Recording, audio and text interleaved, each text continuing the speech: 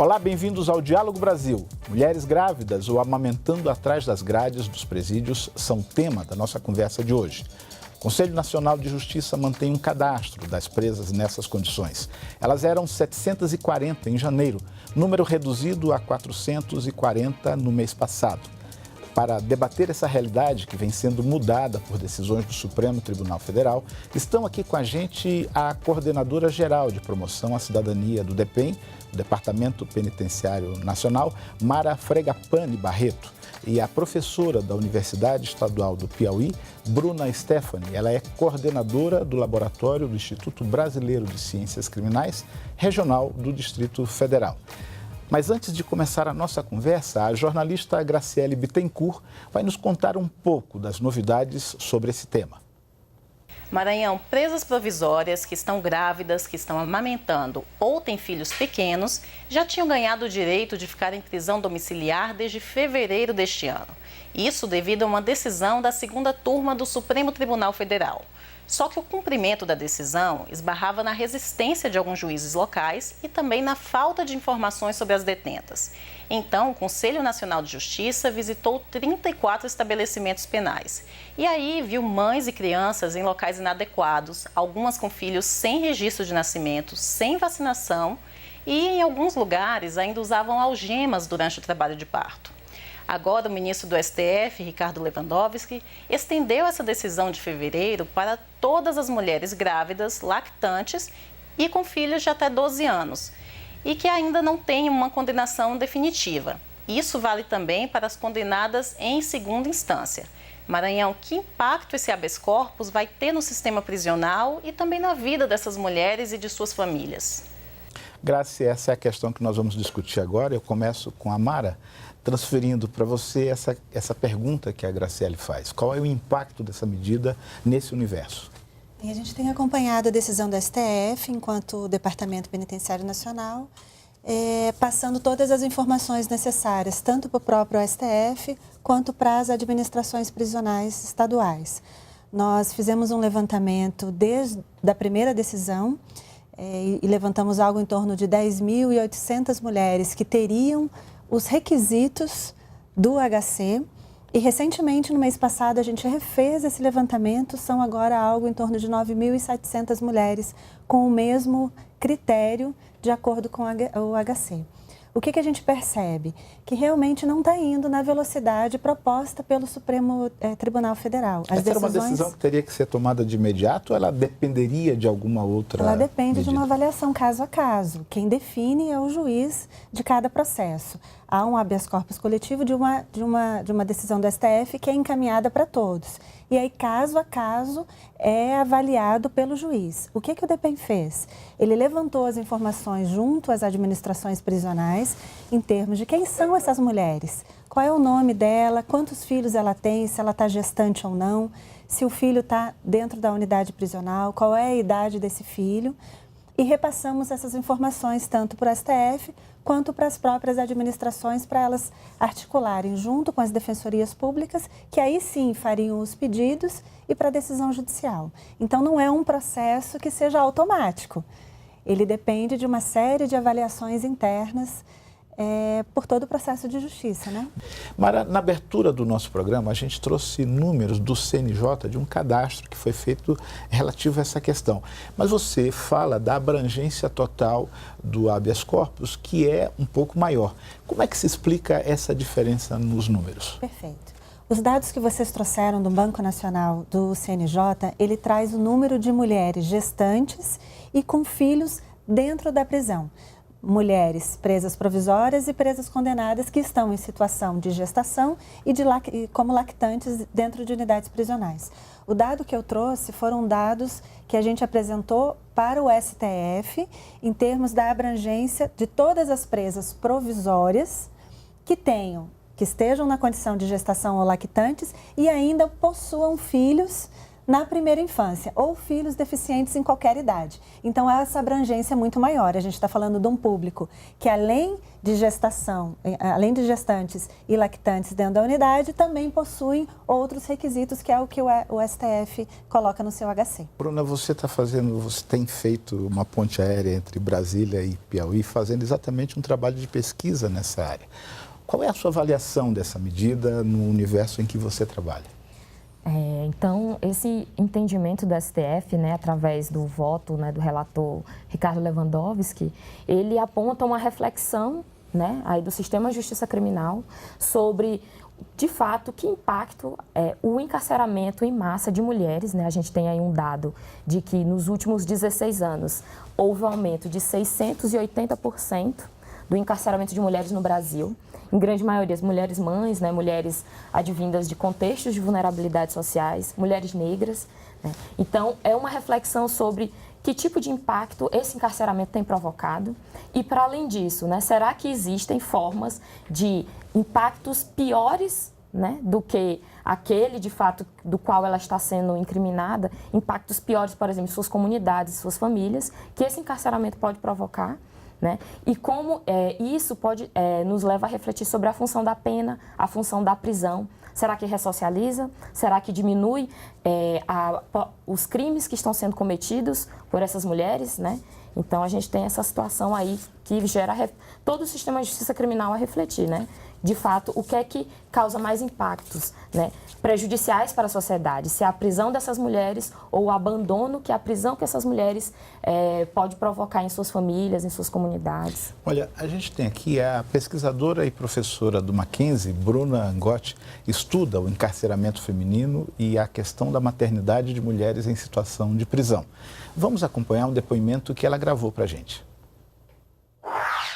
Hoje em dia, o sistema prisional feminino é formado por 41% de presas provisórias. Essas mulheres poderiam e deveriam estar fora da prisão respondendo ao processo em liberdade. A grande maioria delas caberia dentro dos princípios da liberdade provisória e dentro da ideia de medidas cautelares alternativas à prisão. A grande parte dessas mulheres é mãe, tem mulheres grávidas, tem mulheres com crianças de até 12 anos, então é de suma importância que o judiciário respeite a lei, que essas mulheres possam voltar para casa, justamente pelo fato de que o aprisionamento de mulheres desmantela estruturas muito importantes de cuidado, de laços familiares. Mara, não faz muito tempo a gente aqui no Diálogo abordou a questão da realidade dos presídios brasileiros. Ela, por si só, já é dramática. Quando a gente segmenta para a questão de gênero e enxerga as mulheres dentro dessa estrutura, é mais dramático ainda, não é? Exato, é bem mais. Acho que vale a pena a gente falar um pouquinho quem são essas mulheres que estão presas.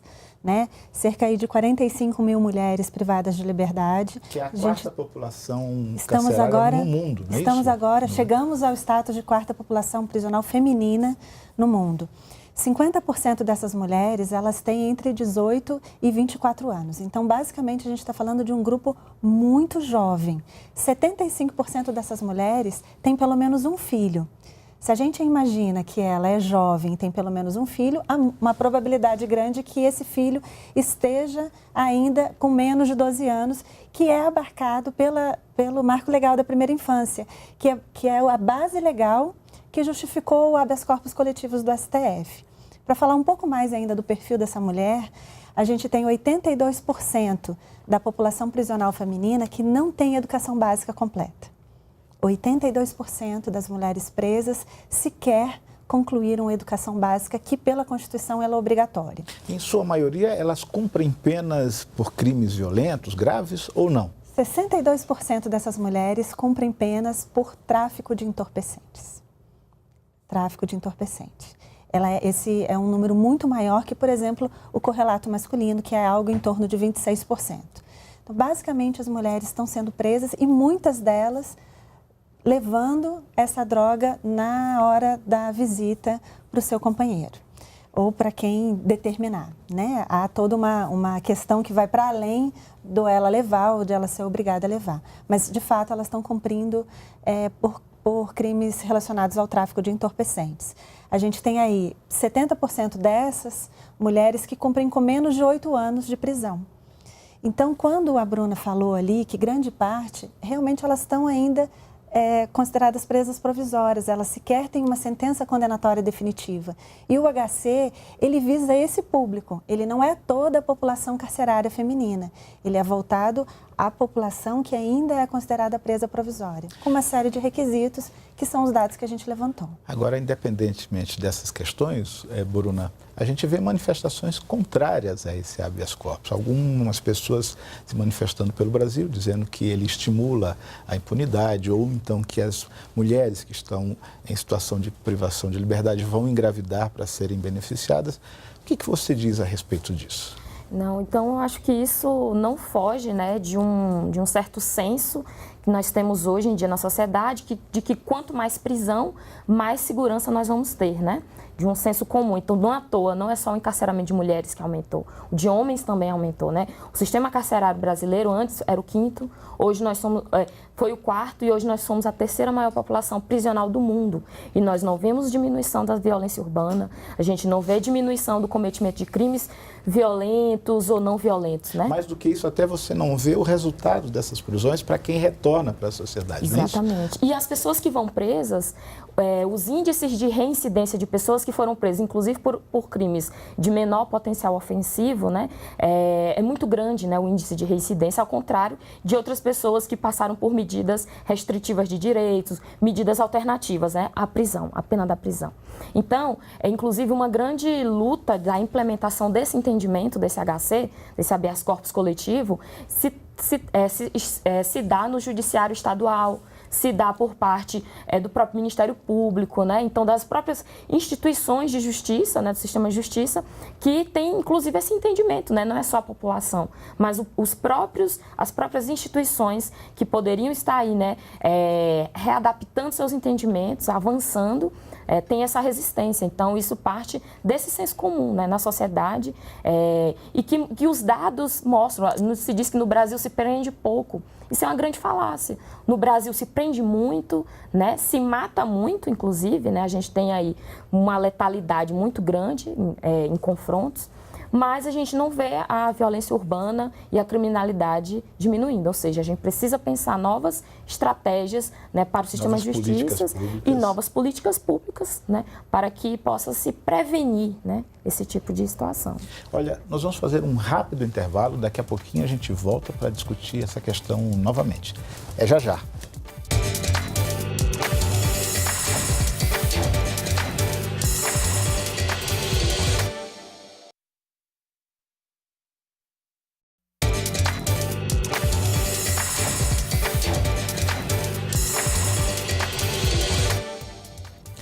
O Diálogo Brasil está de volta e vamos retomar a nossa conversa sobre as mães encarceradas com um depoimento do promotor de justiça titular da 8ª Promotoria de Justiça da comarca de Ponta Grossa, no Paraná, João Conrado Blum Júnior.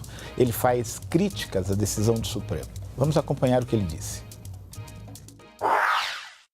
Se por um lado a decisão teve o mérito de reconhecer um problema humanitário, por outro lado, a decisão adentrou indevidamente e de forma inconstitucional na esfera de poder, na esfera de atribuição do Poder Executivo, porque o Supremo Tribunal Federal determinou, em última análise, que o Poder Judiciário resolva um problema que, em primeiro plano, é do Poder Executivo, da gestão das penitenciárias e cadeias, e ingressou na esfera do Poder Legislativo porque houve uma criação, a nosso ver, uma criação indevida de uma regra de concessão de liberdade não prevista na legislação processual penal, o que acaba por generalizar todos os casos dessas presas como se fossem situações idênticas.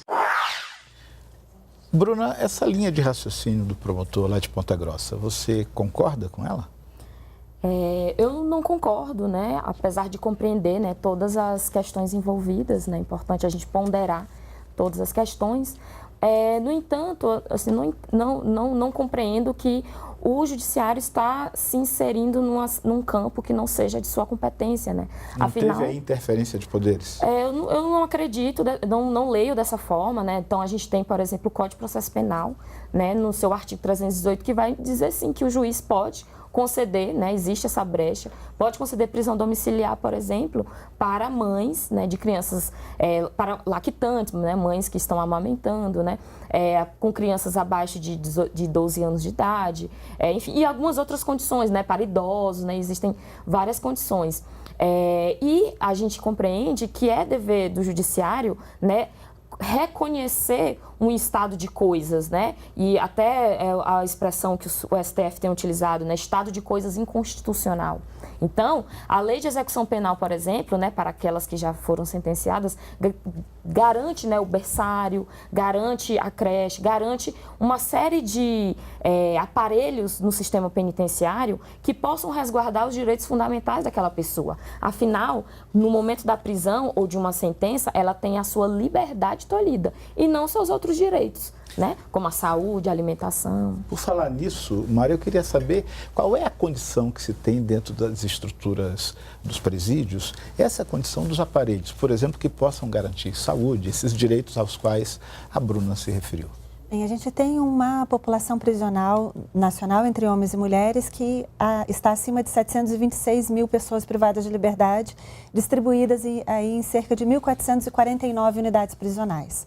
Dessas unidades, 351 custodiam mulheres, sendo 107 unidades exclusivas femininas e a diferença, unidades mistas, em que você tem dentro do complexo uma diferença entre uma ala ou um setor separado para mulheres e para homens. Mas dessas 351 unidades prisionais que custodiam mulheres, a gente tem pouquíssimos equipamentos específicos para as mulheres. A gente tem aí mais ou menos 50 unidades que possuem algum tipo de cela adequada para gestante. Então, por exemplo, você pode imaginar uma gestante que fica num estabelecimento, numa vivência com beliche, por exemplo.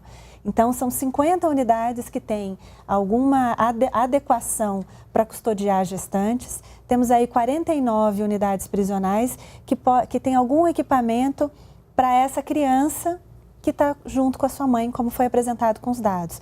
Hoje, a gente ainda tem crianças presas com as suas mães dentro das unidades prisionais. Eu acho que vale a pena falar também, quando você citou o artigo 318, ela foi modificada pelo Marco Legal da Primeira Infância.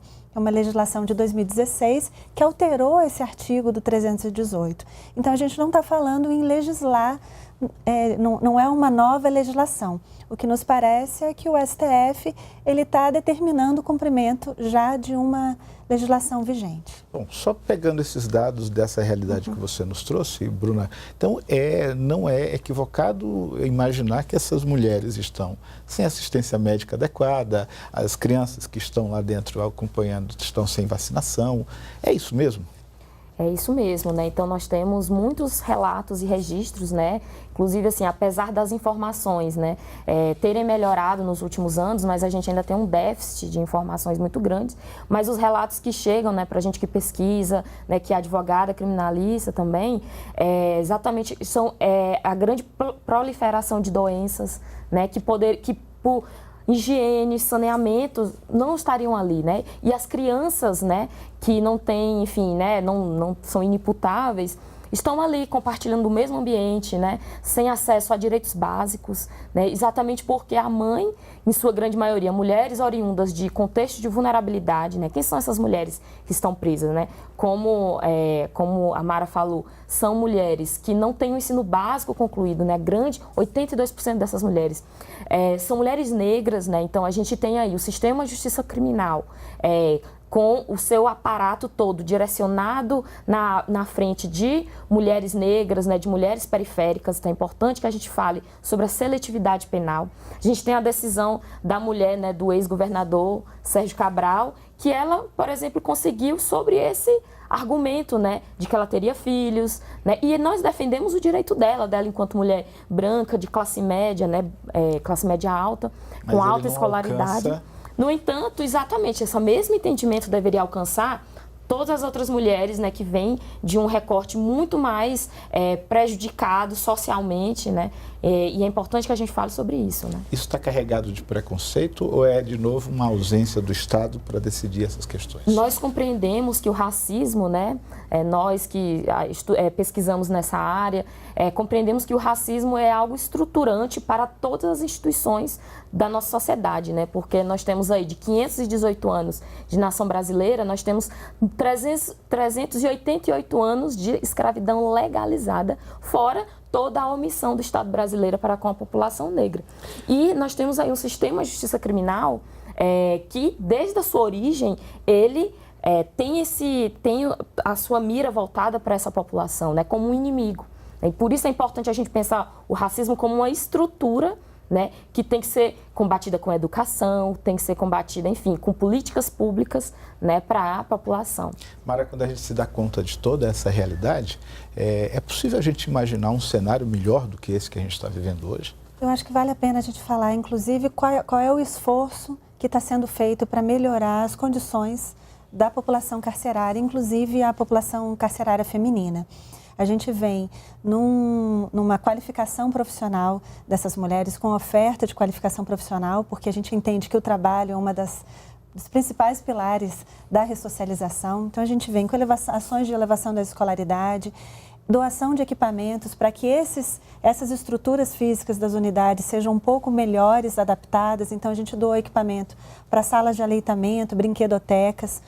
Temos incentivado a habilitação de equipes de saúde em unidades prisionais femininas, justamente para atender às peculiaridades dessa população.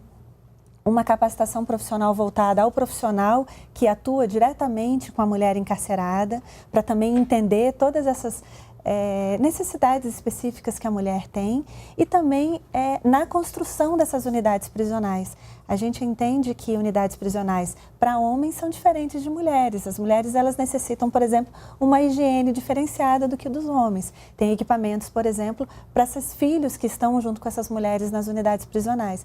Então, há sim todo um esforço coletivo que envolve não só o governo federal, mas também os governos estaduais, que, a fim e a cabo, são os principais responsáveis por essa administração direta dos estados. Nós temos elaborados planos estaduais de atenção às mulheres privadas de liberdade, justamente para dar visibilidade para esse público, para que lá no Piauí, lá na região sul, no norte, centro-oeste, enfim, em todo o país, para que esse gestor ele consiga visualizar quem são essas mulheres, entenda melhor esse diagnóstico e possa traçar um plano de metas, justamente para a gente fazer cumprir a legislação. É a nossa lei de execução penal que deve ser cumprida.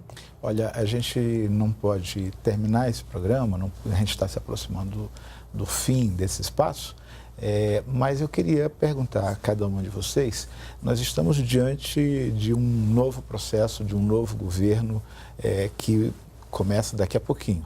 Qual é a expectativa em relação a essa área que você, Bruna, nutre em relação a esse assunto? Eu tenho grande preocupação, né, sobre como que nós vamos lidar com o fenômeno do crime daqui para frente. Nós já lidamos de forma muito mal, né? Nós lidamos com nós temos uma política repressiva, proibicionista, né?